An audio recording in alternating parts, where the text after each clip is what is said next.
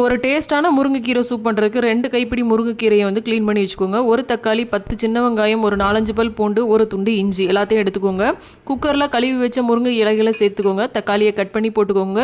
இஞ்சி, சின்ன வெங்காயம், பூண்டு எல்லாத்தையும் ஒரு உரலில் போட்டு 1-2 தட்டி போட்டுக்கோங்க. இது கூடயே மிளகு ஜீரகத்தையும் தட்டி போடலாம். நான் இன்றைக்கி வந்து மிளகுத்தூளும் ஜீரகத்தூளும் ஆட் பண்ணியிருக்கேன். அப்புறம் கொஞ்சம் மஞ்சள் தூள், கொஞ்சம் கல் உப்பு இதெல்லாம் ஆட் பண்ணிக்கோங்க.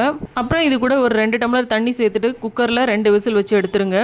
குக்கரில் ப்ரெஷர் அடங்கினதும் அதை வடிகட்டி அப்படியே கிளியர் சூப்பாகவும் குடிக்கலாம். இல்லைனா வடிகட்டின ஐட்டம்ஸை மிக்சியில் போட்டு கிரைண்ட் பண்ணிவிட்டு அதை கிளியர் சூப் கூட மிக்ஸ் பண்ணியும் குடிக்கலாம். இந்த முருங்கைக்கீரையில் பார்த்திங்கன்னா நிறைய அயன் கண்டென்ட் இருக்குது. அப்புறம் வந்து பீட்டா கரோட்டின் இருக்குது. ஸோ நம்ம கண்ணுக்கு நல்லது, முடி வளர்ச்சிக்கு நல்லது, உடம்புல இருக்க தேவையில்லாத ஃபேட்டெல்லாம் கம்மி பண்ணும். ஸோ முருங்கைக்கீரையை ஏதாவது ஒரு ஃபார்மில் வாரத்தில் 2 டைமாவது எடுத்துக்கோங்க.